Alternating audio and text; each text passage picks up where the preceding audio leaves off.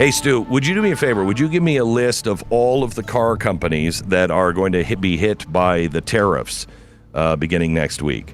And we'll give you these car companies here in just a minute. But I want you to be prepared for something. If you're in the neighborhood and looking for a new car, this would be the week to buy it. If you buy anything that is foreign made, this would be the week to buy it, because as of next week, they're going to go through the roof in cost. 25% tariff on all foreign-made cars.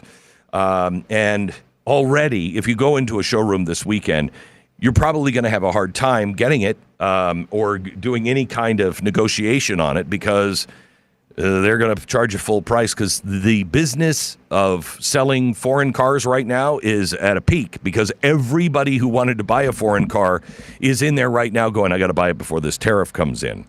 Now, here's the part that I want you to really understand. This is going to do what COVID did to used cars.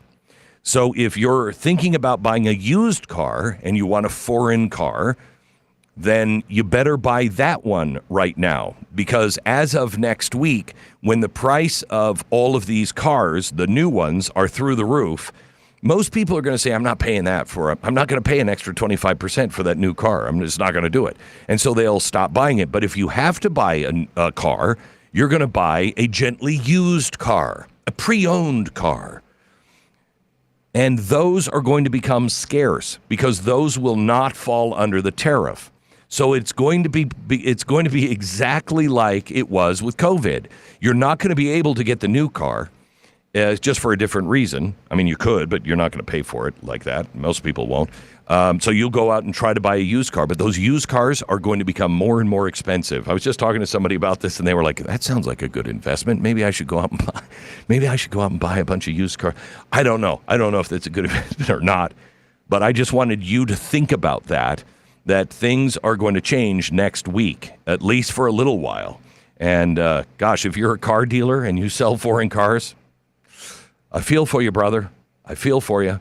Hopefully this thing will turn around quickly. Hopefully, Europe will break before we break. But it's going to be a tough ride. But if you need to buy a car, right now would be the time to do it. All right. You want this list here, Glenn, before we move on? Go ahead. So, first of all, pretty much every company imports some of their cars. Right. So that includes, like, Ford, for example. About 20% of the cars they sell are imported. Honda is about 35%. General Motors about 40%.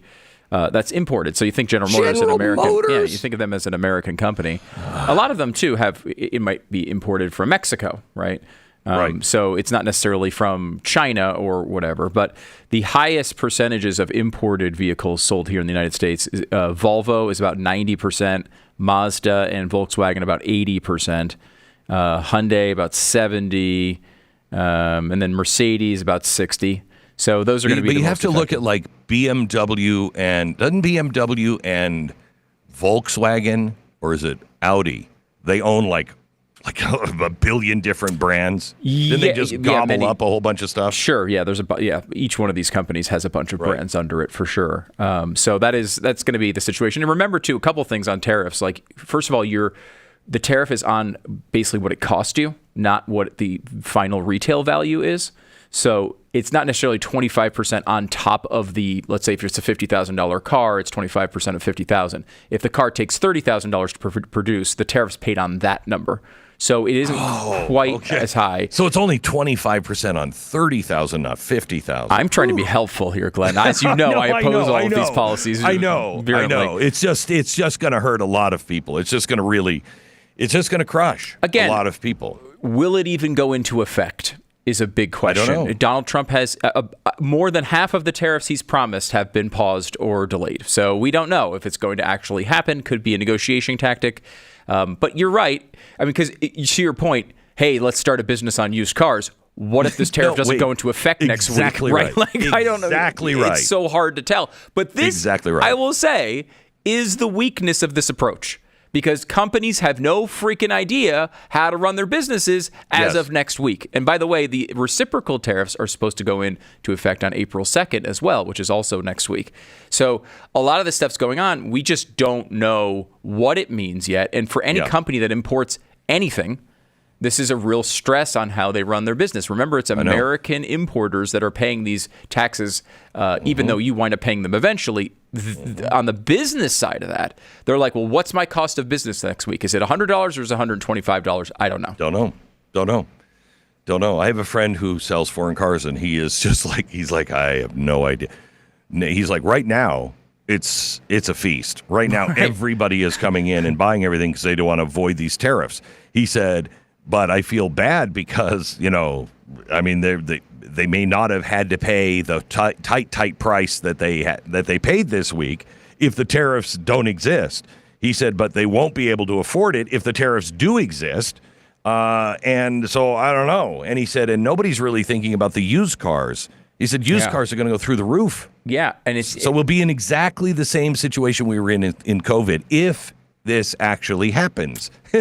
and so we don't know. Go ahead, invest in those used cars. Yeah. Go buy a bunch of them this weekend. And Glenn, it's interesting too when it's not just foreign cars. Like, for example, let's say you want to sell your, what's going to happen if this goes into effect? Foreign cars are going to go up. The foreign used car market is going to be aggressively higher. By the way, it's still way higher than it was pre-COVID. I mean, there was that spike. I just did a show on this week, which is all the things that changed through COVID. Some of them spiked and came back to normal. Many of them spiked and never came back to normal. We've never had, it's the new normal, if you will. Used cars is one of those things. They're still way higher than they were before COVID. And if this happens, if you were a type of person who was buying American before this, right? Like I own an American car. When I sell it, it's the American used car market that's not going to be going crazy. Right? It's the foreign cars. So the people that bought foreign cars before are going to be oddly rewarded with this policy when they try to sell their car on the used market because those cars are going to be likely more scarce. So, I mean, there's so many factors that play into mind. And the other part of this, Glenn, is almost every time this is attempted, if you are, let's say you're selling an American car, you're selling your car for $100,000, your competition selling for $100,000, they get a 25% effective tariff. Let's say they raise their prices. They got to raise it $220,000 to compensate for those tariffs. What are you going to do as a business person? Now your closest competition is $20,000 priced higher than you. Do you keep your car at $100,000? Or do you sit back and say, I think we can get 108, 110 for this thing now, right? We're still going to be way below our competition. Why wouldn't we get a little bit of extra profit there? That's why we need government to step in for price gouging. Yes. Price control, centralized economy, it always works out well. It's so good. It's so good.